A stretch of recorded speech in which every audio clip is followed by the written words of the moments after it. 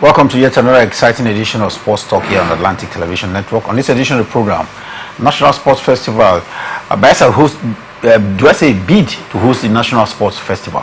And coming in from the world of cricket, attention hits the Nigerian Cricket Federation ahead of a very crucial tie at the International Cricket Council under-19 games. Meanwhile, in football, it is drama at the final day of the UEFA Champions League.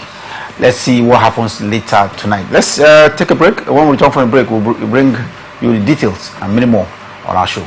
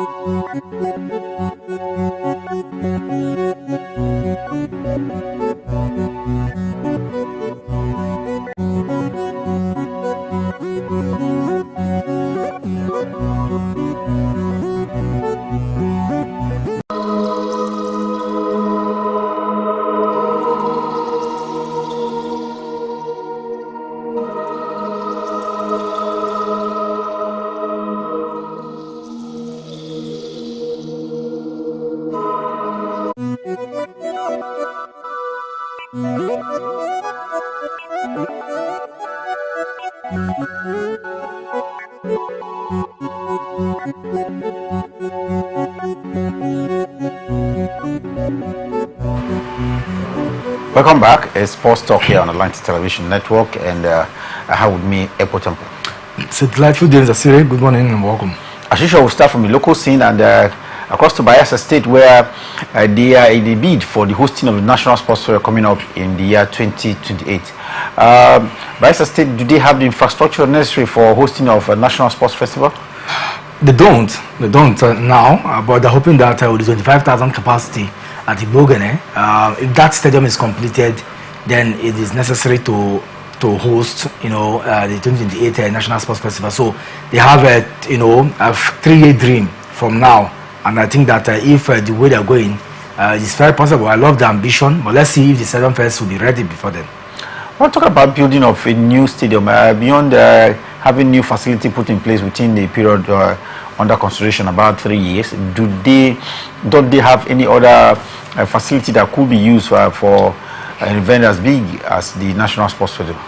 I think they have the what's it called, Samson Stadium, but that one is not for you to host National Sports Festival. From what we've seen in recent time, you need to be prepared. It's like the competition is very massive and a lot of preparation, so you need like 2-3 venues, where things can be done, or you need a particular size of stadium. Just possibly that could be the reason why they want a bigger one. Talking about a multi-purpose stadium that could host a lot of events, not just football like we know of the Samson Siasia Stadium. We need a stadium that can have training pitches, swimming pool, diving pool, basketball court, not talking about volleyball court and tennis court as well. You need a multi-purpose stadium.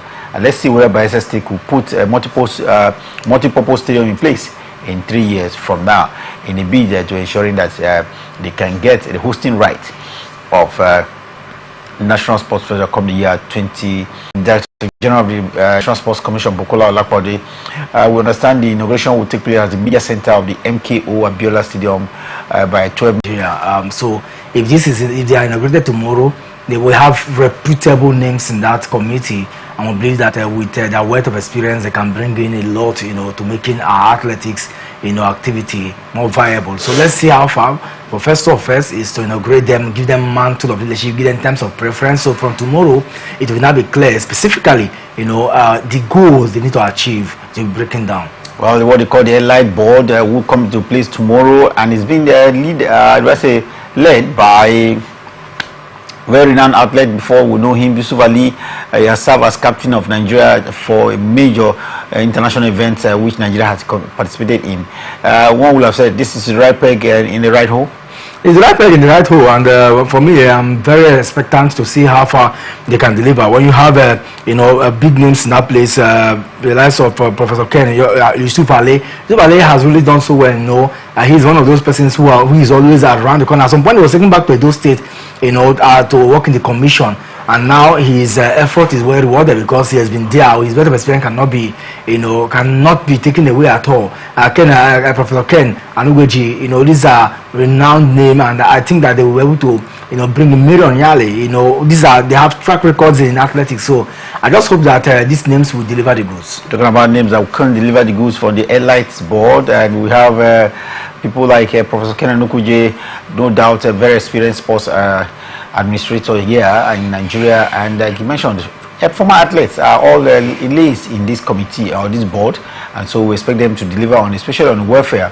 And what has been described, some kind of scientific reward system for athletes that have taken part, in the past. So let's see, tomorrow we'll follow it up and know exactly what is the brief of this elite board. But with the 13-member board, they should know what to do and put our sports in proper perspective in terms of life after competing or representing the country. Meanwhile, we can now talk about representing the country. Reminds me of the Nigerian female under-19 cricket team that's popularly called the Junior Female Yellow Greens.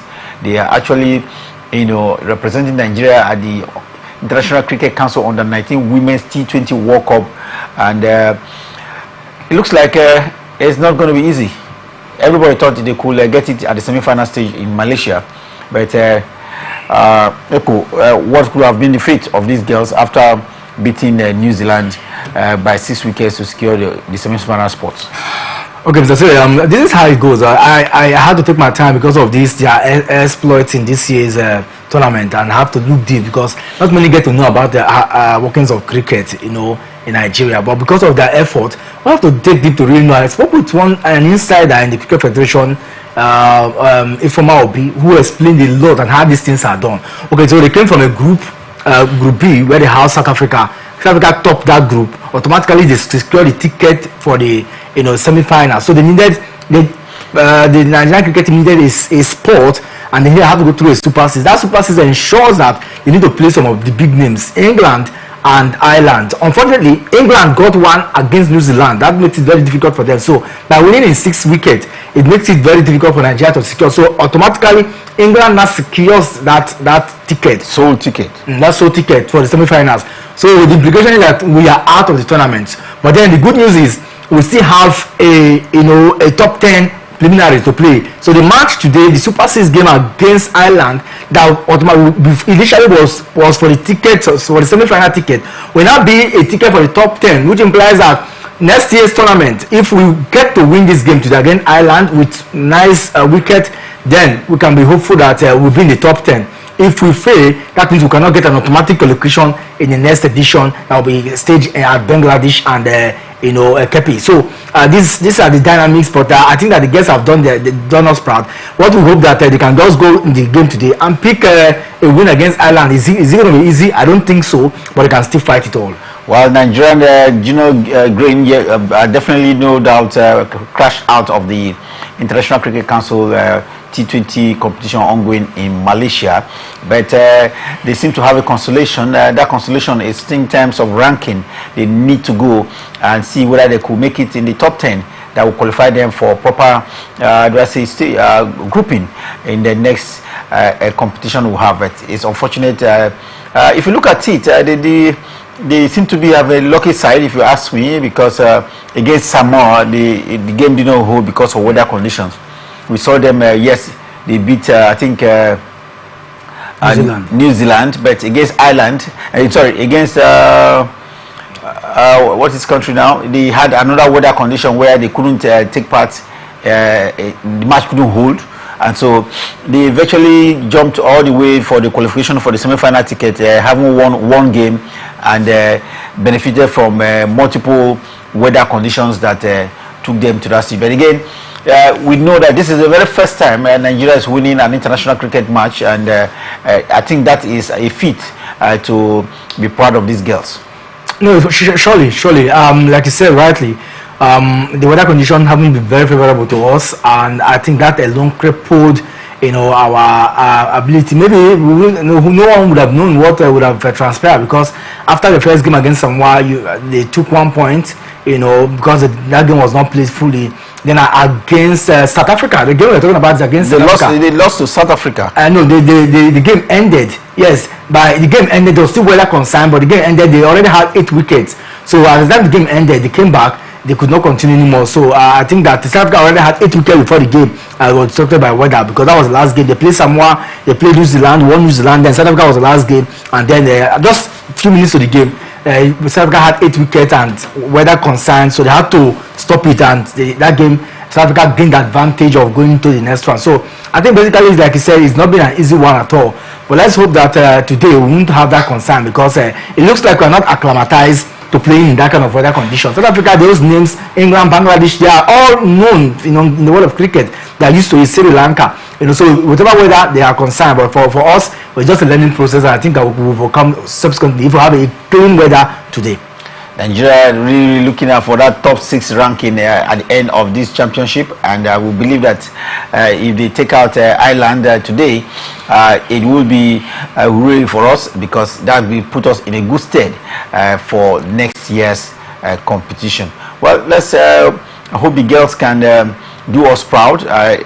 Cricket, one of the oldest sports in Nigeria here, but it has not been impactful as we will expect from a sports overseas years here in Nigeria. Would you think you better seem to have done a lot of job of recent to bring in cricket to at least this level where we are competing at an international cricket competition?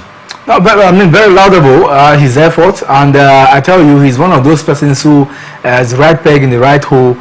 He's shown that he has what it takes. The board, we have in fact, even Mouse told me before that they have 2 Kenyans expatriates who are working in ensuring development of cricket in Nigeria, and so they're also taking care of the high performance center in Abuja. So we are part has really done a lot, and the massive support from their sponsors, massive support from the government. I just hope that they can continue with this feat. Now we have an enviable team, national team that can do very well with enviable and renowned names in cricket from different countries, which is a sign of good things to come. Talking about sign of good things to come, we'll look at it from Formula One, where Lewis Hamilton has been testing for his new team, Ferrari, in Barcelona. Lewis Hamilton, no doubt, one of the legendary drivers you can find around still in the sport, has joined his new team in the practice sessions in Barcelona.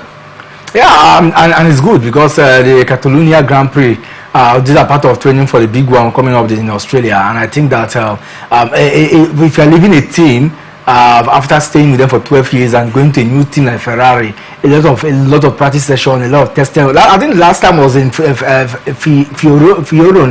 Forino, where that testing was done formally with the car, and now he's going to be acclimatized. So the engineers are just putting him through the workings of the team, and they need to get him prepared, because there won't be any excuse again if he fails to deliver the goods at the start of the season. So I think that's why they're taking more time to really ensure that they do a lot of practice session, and let's see how far it goes. I just hope that he too will prepare for the task ahead. Lewis Hamilton joining Ferrari from Mercedes, where he spent 12 years. Yes, 12 years in the Mercedes, and of course did make a lot of impact for the team. But trying out a new experience with Mercedes, there he has to go through the necessary procedures, and of course build up with new drivers and engineers that work for Ferrari as well. So we wish Lewis Hamilton the very best as we prepare for yet another season in a very tumultuous Formula One season. Let's quickly go now to the women football we have here in Nigeria. But maybe before we do that, looking at this year's Ferrari season, Formula One season, do you see, Ferrari, make the kind of impact you expect of them? Last season, yes, they did try, but it wasn't enough, and you think that's why they have brought in Lewis Hamilton, maybe to see how they can keep the circuit as busy and come tops? Yeah, I think they can. Take no disrespect to any team. I think that they are the best side in terms of record. But those records in recent time has been difficult for them to even climb. The moment Sebastian Vettel left, it's been difficult for them to challenge for the title. We saw Carlos Sainz, we saw Charles Leclerc came in the midst and they tried to put some strength. Charles Leclerc had some very high potentials when he came in, to the side, and he was competing with Lewis Hamilton at some point. But somehow, Max Verstappen came from nowhere with the Red Bull side, with him and Daniel Ricciardo. They stormed the season, we saw the controversy that transferred in 2019, the Abu Dhabi Grand Prix, and from then the rest they say is history. So it's been a one-man race since then. Yes, last season we saw a little bit of teams coming up to show class. The McLaren guys are not taking it easy in any way, and I think that with the competition we saw last season, we're going to expect more competition from there. And then the icing on the cake is that Lewis Hamilton have to leave Mercedes now. A constructor is cherished so much to Ferrari. So let's see how the new marriage will blend. For me, I think that he's an epic driver. We get to see what he has to offer. So let's see how far that partnership will really blend. And that's why they're taking time to really go passing through a lot of these rudiments, how the car function and all that. Part of his challenge with the Mercedes team was the speed, was the engine issue, with the Mercedes team, and that alone crippled some of his initiative. We have seen Lewis Hamilton at some point striving so hard, pushing so hard when needs nothing to get wins in some Grand Prix. So for me, the expectation is high, and I think that it won't be easy as it's on paper, but I think that it will be exciting to see how the competition will pan out from different drivers and different constructors this season. Well, we'll keep our fingers crossed on that. Let's take a break. When we return for a break, we'll look at football. Talking about football, the female league is entering into match day 3 this weekend, this midweek. We'll see how the features will go when we return for the break. Beyond that, I'll make our way across to Europe, where there is some interesting development. If you're an Arsenal fan, yes, your player has been, his card has been rescinded. 3-match ban has been rescinded for an Arsenal player. And beyond that, it is final day of the league phase of the UEFA Champions League. Tonight, a lot of teams will know whether they've made the cut within the first 8 or within the first 25. And thereafter, the other teams would go home. Of course, there are 36 teams in the UEFA Champions League phase. And we'll look at the teams that will go home tonight or when we return from the break. Stay with us.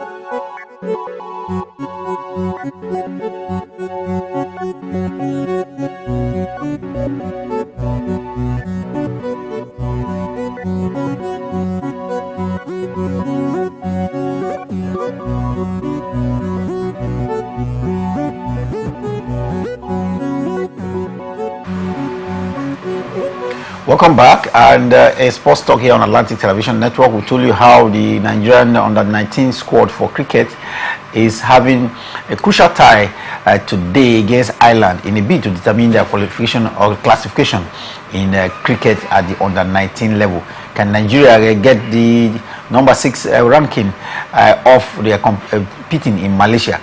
We'll follow it up and first do report it to you at our program Sports Extraordinary by 6 p.m.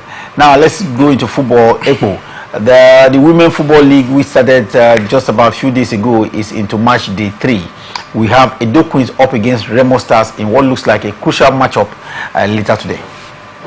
Yeah, I think that this truly they have a very strong, perfect run so far. Remo Stars lately have been very formidable. They've been able to go. They went away from home, picked maximum victory. I came back also picked that. So after match day 2, they do have 6 points, apiece. And then I think that going into today's encounter, it will be the clash of the Titan, because one of them definitely will have to drop point, or except both of them, the game ended in a draw. So it promises to be an entertaining one, in that center. Talking about clash of the Titan, the tie between Rattles, Nigeria Rattles and Ibom Angels promises to deliver some level of excitement as well to fans.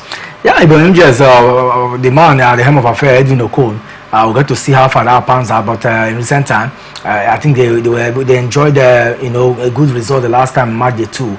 Maybe they can get to see how far they came from relegation. So a lot of they're pushing so hard to really blend with the big girls in the in the league. But match day 3, the dynamics will start changing since the league is just new. But let's see how the girls will pan out every week. But the excitement naturally is gradually building up. Brand new Rivers Angels up against Robo Queens. Rivers Angels brand new. They have a new coach. They have entirely a new team as well. How far do you think they will go in this tie against Robo Queens? I think they struggled to win against Ibom Angels. Traveled to Abuja to play Nigeria Rattles last week, and we saw how that game ended 1-1. So gradually, I think that the side is gradually blending. Don't forget, when the day of the unveiling, I watched that clip between you and Carl. And Carl mentioned categorically that the fear is how this number of players, brought in will blend. So I want to believe that after match day 2, they are still blending gradually. But I see a fierce team from Rivers Angels as time progresses against FC Robo today. They are going to be at home, so they will be more relaxed, and I think that they might possibly get the victory. It's difficult to beat them at home, very difficult. So I expect that they get maximum point today. Talking about difficult to beat them at home, that should be fate as well of Adamawa Queens. They are home against Delta Queens, but Delta Queens seem to have the pedigree to at least get a point in that feature. Benue Queens are up against Bayelsa Queens. This looks like an easy take for Bayelsa Queens. You already know the answer, and that's what I expect. The Benue Queens traveled away, last week. They lost. So I don't also expect that they're going to win against the Bayelsa Queens. Bayelsa Queens have been one of the best sides in the league. So when you play against them, you have to double your effort. But let's see how far games go on today. Away from local scene now, let's go to the continent. And of course, it's no longer news that the group pairings for next year's African Cup of Nations, this year's African Cup of Nations that will play early next year, is been drawn, but haven't following the draws. The team are now beginning to make earnest preparations for it. The Super Eagles of Nigeria are not left out because they seem to have gotten a base where the players will camp ahead of the 2025-2026 African Cup of Nations. Yeah, Faith, the second largest city in Morocco. Now that we know the group that we are now, and usually I think that by virtue of knowing the group, I'm sure that the organizers would have also pitched the cities that each group will play. So because the stadium close by within the proximity, that ensures where they will stay. So for us, if we're going to be there, my only thing is, remember this northern issue came up when we were hosted in the northern part of Cameroon, when Cameroon hosted last time. That brought a different issue altogether. But I don't want to know why the organizers would have pitched us, to that side. If it's also part of the agreement the NFF do have, but I think the location or the area that we play matters so much in terms of the well-being of the players. But let's just keep our eyes and hope that that should not bother us. What bothers us is have a good accommodation, have a good training camp, and then have a good atmosphere all through. But Lewis Skelly, that was given a red card in their last match, now has had their card rescinded following the controversy that followed with it. The FA only yesterday confirmed that they will, in fact, that the referee Michael Oliver had made some mistakes, and so the straight red card that would have earned him 3 maximum expulsion from games now has been rescinded, so he can return back to his squad as early as the next fixture. Now, while Arsenal fans were very happy, I looked at it from a different, perspective. A game where Michael Oliver, made the decision via the tackle on Doherty, and then the VAR upheld that decision, and then there was an appeal, and Arsenal, in fact, the referee, the PGMO, came up a day after, on Monday, to say that this is a take, that they are going to back up. I already made a statement via PGMO, and they're going to back that decision upheld by VAR, and I'm surprised. So that it still goes to show that there are issues in the referee setup, and this needs to be looked critically. Yes, the tackle is an appeal, anything could have happened, but rescinding that decision, that 3-match decision, I don't have a case against Skelly. I just think that there must be consistency in the way. I mean, we cannot see a very upheld the decision, the PG will upheld the decision, and then 24 hours after then, that decision is reversed. I'm not really comfortable with that, but I know that they know it best, and I just hope that Arsenal will be very happy, because I'm sure a 3-man ban will have really been a hard one on them, knowing fully well that that guy has been very fantastic in recent time.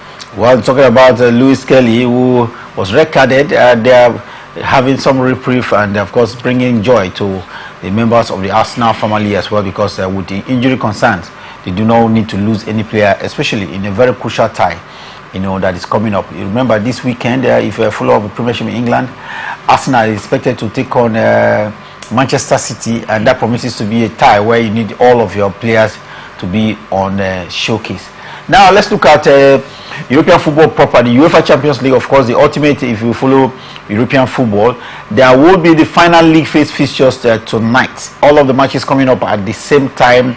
18 matches involving 36 teams, and there will be, the match is, of course, aimed at separating the boys from the men.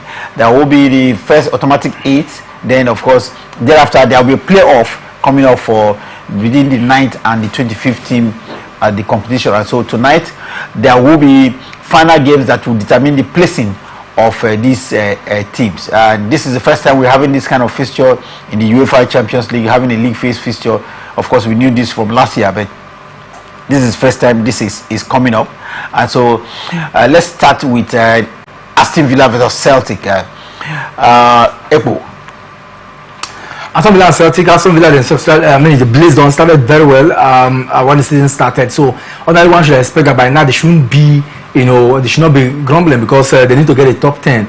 And the game they played last week was not in their favor at all. That looks to dampen their hope, because if they had won last week, maybe they would have had some share of the joy about this time, but they have to battle it all now. So it's going to be a must win for them against Celtic, and then hope that other teams ahead of them too will also default. So their destiny isn't in their hands, but I just hope that first off, get a win against Celtic at Villa Park, and then hope that anything happens. But as it stands now, their hope isn't in their hand anymore. Talking about placing, like I mentioned to you, the first 8 are automatic for the next phase of the competition. Right now, Aston Villa is 9th place on the table, and they will struggle to see how they can jump into the top 8, given results within the teams that are within the top 8 do not go their way. But we have a Celtic that too will try to see how to remain in the playoff spots, because right now, as we speak, they are in number 18 position, and so they too will be struggling to ensure that they win their game and stay within the 9th and 25th team. These two sides, a draw will not do them any favor. But yes, they need to stay within, like for Aston Villa, if they don't win, they still stay within the top 16 or thereabout. So it's a very crucial tie for these two sides today. Let's look at the encounter between Barcelona and Atalanta. What do you make of it? Barcelona, Atalanta, another very crucial tie, if you ask me. Yeah, but the good thing about Barca have already qualified, so the onus is now in Atlanta to get a win away from home. Can they get that against Barca? Barca, we saw what transpired. I mean, what a comeback for them, last time, the ultimate encounter last week. So for Atlanta, they have to fight it all to get maximum points. If they must stay afloat, especially qualifying automatically. Talking about Barcelona already qualified, they would not be satisfied with their position. Presently, they are second place, on the league table. And if you lose your game, you could drop to 4th, 5th, 6th, depending on the other results that are coming. And so it's very crucial for you to maintain, because the position you end up, matters so much because it will determine the team that you are going to meet in the next game. That's very correct, and that's why it's a bit more dicey. I mean, this week's format can be it's a little bit funny, and I like it because it brings the competition every match day. Gone are the days when we just have same thing for Atalanta. Atalanta as well. They are presently 7th place on the league table. Yeah, so they need to win. If they win, they will jump up to a position where they will avoid, because the top teams, meet the weaker teams. They are so weak in terms of where you qualify. Seedings. Seedings. Yeah. So I think these teams must be very, very careful with the result of matches. It's very crucial that you get the result, no matter where you are placed at the split. Yeah, because if you place second or third, you could drop as low as if you lose your last game, yes. Because the point margin is very low, very close to one another, and I think that that's where I mean, a lot of people will be looking at the dynamics of today's game, and this is also one time that we'll get to see all the games played at the same time. So it makes it even more difficult for you to as matches are going, everything will be playing. So I mean, it's fantastic, but I think that Barca want to get something from this game. Failure to get, you never can tell what will happen. I mean, they started poorly, but somehow they got back their mojo when they won last week. That what they come back for them, and I also hope that Atlanta too. So it's going to be a clash of the Titans. But let's see how far the guys from Italy will really look into it. Ademola Lookman will be another man on the showcase. We're going to see how far what he brings to the table today for the side. Bayern Leverkusen up against Sparta Prague. This is a crucial tie. Bayern Leverkusen is the 8th place team for automatic place. They want to retain their automatic place so that they don't have to struggle, dropping out of the automatic qualifiers and enter into playoff and just wait for which teams will qualify. But for Sparta Prague, they look like they are out of the first 25, and so they want to see how they can jump into 25 and rather than being eliminated, because outside of 25, you are eliminated from the competition. Yeah, for Sparta Prague, I think it's like fighting it all. But I haven't seen what Bayern did last week. I'm just asking myself, how easy will it be for them to travel to the Allianz Arena to pick maximum point from Bayern? I mean, Bayern side, they were able to grind that a 2-1 win, in their league game last weekend, and so that momentum is there. Harry Kane is back. And when a man is back, games like this, he can be very dangerous. So let's see how far it goes. But for Sparta Prague, like every other game, they want to do everything within their powers to get maximum point. But can they do that against a formidable, not too formidable though, because they haven't been very good in the continent. But this night can be very defining for them.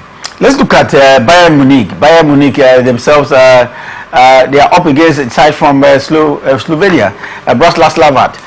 Do you think Bayern Munich can improve on their position? Yes, for Slovak, they are already within the eliminated side, and so we want to see whether if they get a result, it will favor them. But against a top side in Europe like Bayern Leverkusen, who is not in the top 8, who is struggling to as well to at least maintain their status in the playoff, do you think it will be playing at home as well? What does it mean? Bayern Leverkusen against Sparta Prague, Bayern Munich against Slovak Bratislava. For Slovak Bratislava, I think that it's done and dusted. But things like this can be very magical, and that's my fear. So for Bayern Munich, they themselves too, they know that they have to fight it all. For Slovak Bratislava, if they win today, it will be fantastic for their record. They are placed 35 out of the 36 teams. Right now, they are placed at position number 35. So on paper, it looks like they can't get anything. But don't forget that the Bayern are not in the best form right now. Like I said earlier, we saw what the drama that played out. When they played in the league, it took Hurricanes brilliance for them to get back to that game. But on the whole, it promises to be a night of bliss at the Allianz Arena. I just hope that Bayern will come to the party. They need this point, for them to move on higher. 13th place Brest from France is up tonight at home against Real Madrid, which is placed number 16 on the table. No one would have thought that at the end of this first phase, Real Madrid will be placed number 16. Real Madrid, the most successful football club side in the European football, now looking like an average team if you ask me, going by the new format of the UEFA Champions League. They gradually just start building a momentum recently. They've been struggling, and you understand why, because the competition from the La Liga is really intense, and they have to battle with that weekly, then come back, midweek to play. So somehow, but the good thing about what they're doing now is we have a striker that is in form in the person of Kylian Mbappe. That man is a talisman, and when you have a player like that, all the struggle has been. Don't forget also, Vinicius Junior was injured, or suspended, and so he hasn't been having good playing time. They needed that man that will marshal in the goals. The problem has been goals. They play fantastic football, but somehow you just be surprised how they get to lose those games. But tonight, I think that they travel away from home to France. Yes, they have bred themselves until recently have also been very fantastic. They've had a very good run. Unfortunately, they lost the last time. So maybe against a top side, defending champion like Real Madrid, it will be a very hard one to crack them. Talking about European football, the name you can't remember is AC Milan. They have a pedigree. In fact, the third most successful European football club side you can think of. They are up against Dynamo Zagreb tonight, and they are playing in Milan. They are sixth on the table. Any poor results could drop them out of the automatic qualifiers. And for Dynamo Zagreb, they too have some kind of issues. They are presently out of the top 25, and a win could see them, jump into the playoff zones. Out of being eliminated from the competition. Yeah, the Dynamo Zagreb, another crucial tie, but I think AC Milan, yes, they were able to get a Waka now, so that could be a defining moment for them because the player will have to bring in their best. For me, I also think that the game today, that game will be played at home for them. That makes it a bit more easier for them to see how far they can pick maximum point. Milan traveling away to play that game, in Dynamo, it's also in Croatia, that they have to be at their best because Dynamo lost the last time, so I'm not sure they want to lose back to back, and so that would be very defining. But then I just hope that AC Milan knows that they need to pick maximum points also stay afloat. Looks tricky. They are third place, but for Girona, they are out of the automatic qualifier spots, and will look out to ensure they remain within the top 25 as well to enter into playoff. But if they lose tonight, they could as well beat the UEFA Champions League for 2024-2025 season. Bye.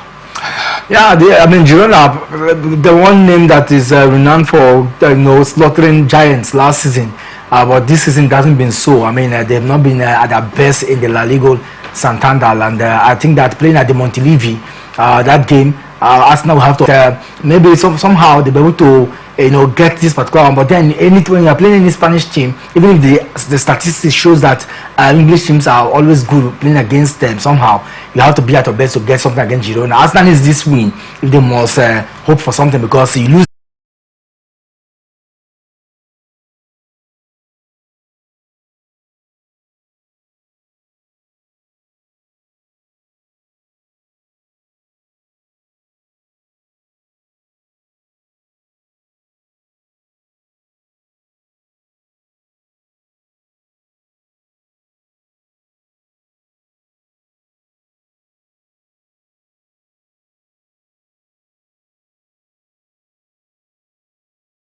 happen. What I've seen, actually in the 10th place position with Monaco, so they are looking at jumping into the top 8, and it is very possible. So in their league, they are struggling to see how they can meet up with Conte's Napoli.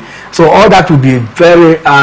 We shall look out for all those dynamics tonight when they go all out against their opponent. Juventus versus Benfica, two names that are well known in European football, will be up tonight as well. This looks like a very, very crunch tie because Juventus plays 7th right now on the league phase as compared to 21 place Benfica. Benfica, if they don't have the result tonight, they could drop out of the R now within the first 25. They have 21 place.